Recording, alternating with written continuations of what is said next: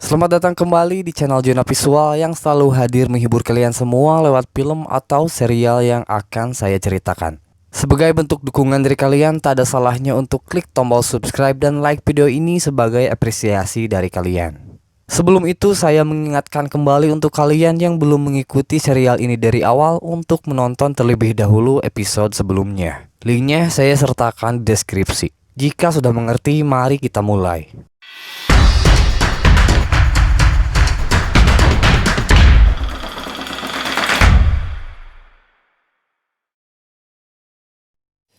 Sebelum masuk ke cerita, saya akan sedikit mengulas awal perselisihan yang terjadi antara Ragnar dan King Herrick. Jadi gini, pada saat pertama kali mereka mendarat di kerajaan Wessex, Ragnar dan King Herrick memiliki tujuan yang sama untuk menjadikan daratan Wessex sebagai tempat tinggal dan membangun peradaban di tempat tersebut. Akan tetapi ketika Ragnar kembali ke Kattegat, King Herrick yang masih berada di Wessex malah mendapatkan serangan dari pasukan King Egbert. Sontak, hal itu memicu kemarahan King Herrick dan ia berjanji akan membalas perbuatan King Egbert. Ditambah beberapa waktu setelah itu, Ragnar malah menjalin kerjasama dengan King Egbert yang tentunya di sini King Herrick sadar bahwa Ragnar tak sepaham lagi dengannya. Maka dari itu, ia mencoba membujuk orang kepercayaan Ragnar yaitu Floki untuk membantu dirinya menyingkirkan Ragnar. Oke, masuk ke cerita. Di awal episode ini memperlihatkan kedatangan Helga ke Kattegat untuk menunjukkan anak perempuannya kepada sang suami yaitu Floki.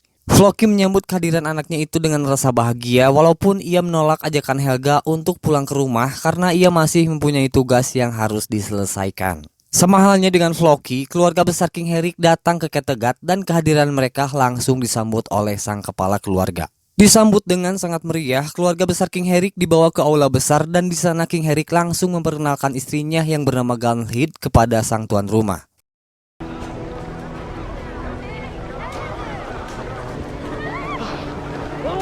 Yes, all of us are well now. Come, family. My friend and ally, and all your family gathered. I see you more than ever as an equal. Gunhild sendiri merupakan seorang pejuang hebat sama seperti Lagertha yang ketenarannya terdengar seantero negeri. Dan di kesempatan itu, kedua wanita tersebut saling bercerita dan memuji reputasi yang dimiliki oleh masing-masing. Setelah itu, King Herrick dan Ragnar merayakan persekutuan mereka dengan berpesta-pesta di aula besar. Di sana, Floki menghampiri King Herrick untuk menagih janji King Herrick karena sebelumnya King Herrick telah berjanji akan memberikan posisi penting kepada dirinya. Namun King Herrick tak sepenuhnya mempercayai Floki begitu saja. Untuk membuktikan apakah Floki benar-benar memihak kepada dirinya, ia meminta kepada Floki untuk membunuh salah seorang yang memiliki peranan penting dalam hidup Ragnar. I know I should trust you, but prove to me you are on my side. How can I? Yes, prove to me I can trust you. Kill someone who matters. Nampaknya Ragnar sudah mengetahui gelagat aneh dari kedua orang tersebut dan tentunya diam-diam Ragnar mempunyai sebuah rencana. Oke, setelah diberikan mandat seperti itu, Floki berpikir dan mencari tahu siapa orang yang harus ia bunuh. Kepada King Herrick, ia mengatakan bahwa dirinya telah memutuskan siapa orang yang akan ia bunuh. Have you made up your mind? I know who I will kill.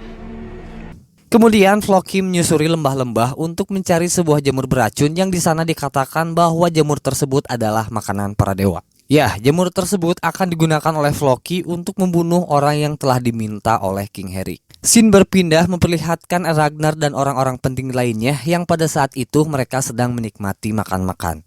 Di kesempatan itu, Ethelstan memberitahu bahwa di musim panas selanjutnya mereka harus segera kembali ke kerajaan Wessex untuk menagih tanah yang telah dijanjikan oleh King Egbert. Nantinya lahan-lahan tersebut akan digunakan oleh siapa saja yang bersedia untuk menjadi petani. Terus prajurit-prajurit yang pengennya bertempur dan gak mau jadi petani gimana? Nah, Ethelstan mengusulkan kepada prajurit-prajurit tersebut agar bergabung bersama King Egbert dan Putri Quentrid untuk menaklukkan Mercia. Berbeda dengan yang lainnya, King Herrick hanya setuju untuk menagih lahan yang dijanjikan King Egbert. Tapi kalau untuk menjadi prajurit bawahan King Egbert, ia tak setuju karena ia tak sedikit pun mempercayainya. Di pihak Lagertha, ia sepenuhnya mendukung gagasan yang diberikan oleh Ethelstan. Dan di sini ia memberikan solusi kepada siapa saja yang masih ingin melakukan penjarahan agar mengeksplor tempat-tempat baru untuk dijadikan tempat penjarahan. Di tempat yang berbeda, Floki menghampiri Rollo yang kala itu Rollo masih berbaring tak berdaya di kediamannya. Dengan dalih akan merawatnya, Floki menyuruh Siggy keluar agar bisa beristirahat sejenak. Nampaknya hal itu ia lakukan karena Floki secara memaksa memasukkan jamur yang telah ia bawa ke dalam mulut Rollo. Sontak Rollo tak bisa berbuat apa-apa dan ia hanya pasrah dengan apa yang dilakukan oleh Floki.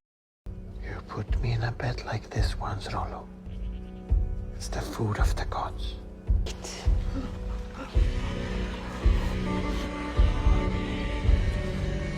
Setelah itu, Floki datang ke aula besar dan bergabung bersama orang-orang yang sedang menikmati makan-makan. Kemudian, ia meminta kepada putra kecilnya Ragnar yang bernama Ubbe untuk memberikan jamur yang ia bawa kepada Thorstein sebagai hadiah. Dengan nada mengancam dan menakut-nakuti, Floki meminta kepada Ubbe untuk merahasiakan hal tersebut. Tentu, tanpa merasa curiga, Thorstein memakan jamur tersebut dan tak lama setelah itu ia terjatuh, kemudian Thorstein dinyatakan telah meninggal.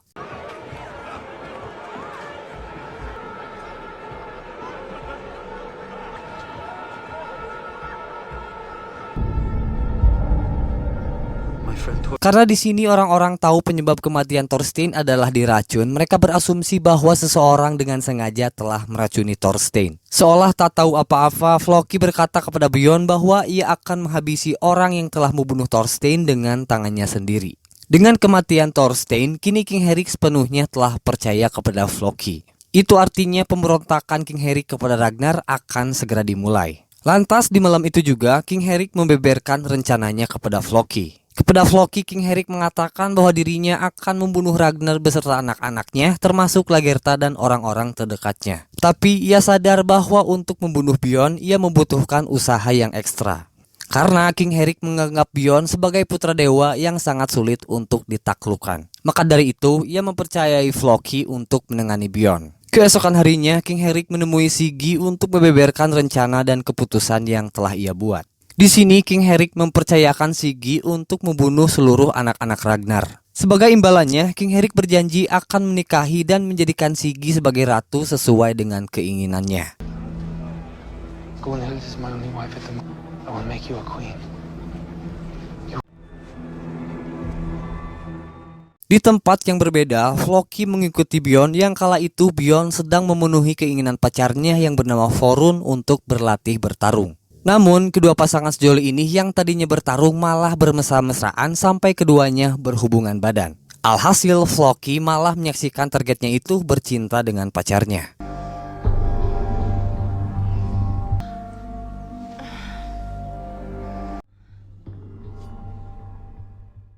Setelah lama tak terlihat, akhirnya kita berpindah memperlihatkan Ragnar dan Ethelstan yang pada saat itu sedang melihat-lihat pemandangan di sekitar rawa-rawa. Ragnar berkata kepada Ethelstan bahwa ia beberapa kali telah melihat Ethelstan berdoa kepada Tuhannya. Lalu Ragnar meminta kepada Ethelstan untuk mengajarkannya cara bagaimana umat Kristen berdoa. Sembari mendengarkan penuturan Ethelstan, Ragnar dengan serius mengulangi lafaz-lafaz doa yang dilantunkan oleh Ethelstan.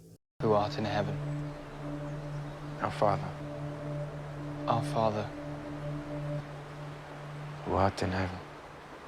Sementara kedua orang ini berdoa, Erlendur putra King Herrick mulai bergerak dengan mengerahkan pasukannya secara diam-diam.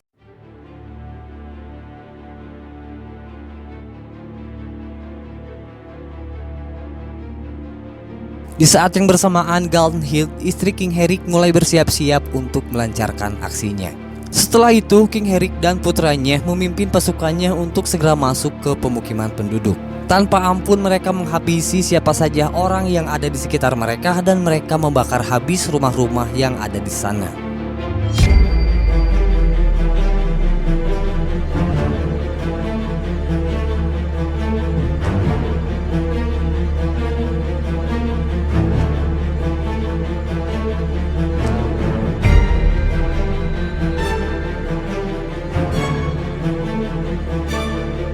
Dua orang pasukan King Herrick menemukan Rollo yang pada saat itu masih dalam keadaan sakit tak berdaya. Walaupun keadaannya masih tak memungkinkan untuk melawan, Rollo dengan kekuatan seadanya mampu menahan musuh yang ada di hadapannya.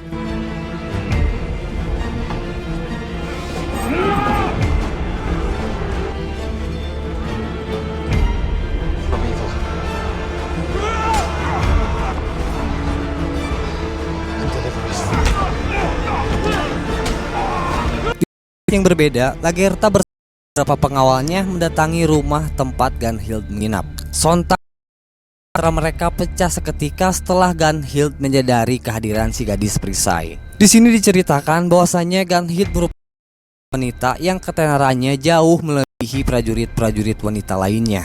Bahkan istri dari King Herrick ini disebut-sebut memiliki kekuatan di atas Lagertha. Namun faktanya Lagertha berhasil menampik rombongan yang Lagertha berhasil mengalahkan Gunhild dengan sangat mudah, bahkan ia tak menerima luka sedikit pun.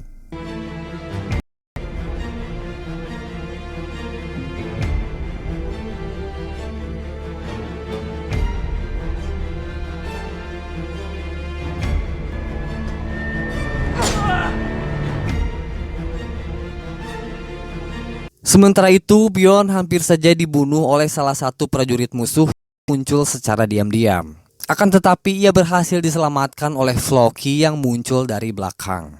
Setelah itu diperlihatkan pertarungan final antara sang pemimpin kedua kubu, yaitu Ragnar Lothbrok dan King Herrick. Sesampainya di aula besar, King Herrick, Erlendur, dan beberapa prajuritnya menemukan seseorang yang sekujur tubuhnya ditutupi oleh kain. Ragnar Lothbrok. Namun betapa terkejutnya ia, ternyata orang yang ditutupi kain itu adalah Thorstein yang sejauh ia tahu Thorstein telah mati.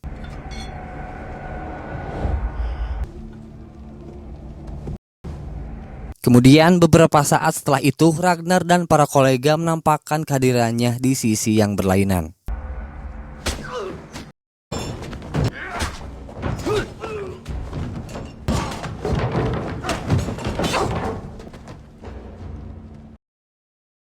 Tahu bahwa dirinya telah dikhianati, King Herrick berkata kepada Floki bahwa Floki telah mengkhianati para dewa. Floki mengatakan bahwa ia hanya mengkhianati King Herrick dan ia akan selalu setia kepada dewa serta kepada Ragnar. Pasrah akan kematiannya, King Herrick melemparkan perisainya dan meminta kepada Ragnar untuk menyelamatkan putranya. Sambil berjalan menghampiri Ragnar, serangan tak henti-hentinya menimpa dirinya. Walaupun begitu, Herrick masih kuat untuk berjalan, kemudian ia berlutut di hadapan Ragnar.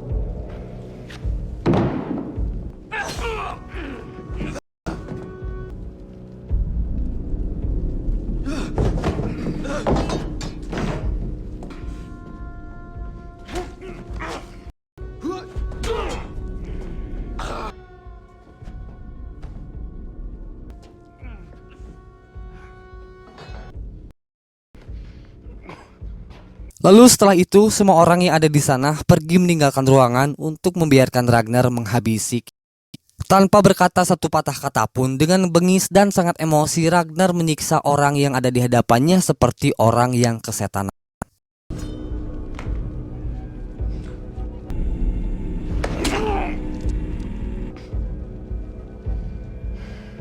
Setelah semua yang ia dapatkan, di titik ini Ragnar melampaui marahannya serta kekesalannya kepada orang yang telah mengkhianatinya itu.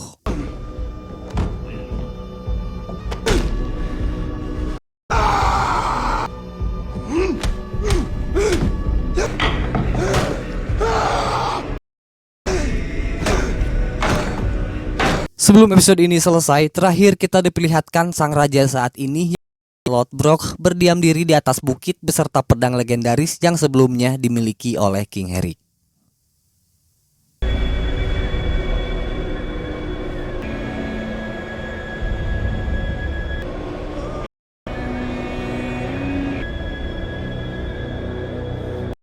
Cukup sekian untuk episode ini dan terima kasih telah menonton video ini sampai selesai. Mohon maaf bila ada salah-salah kata. Assalamualaikum warahmatullahi wabarakatuh.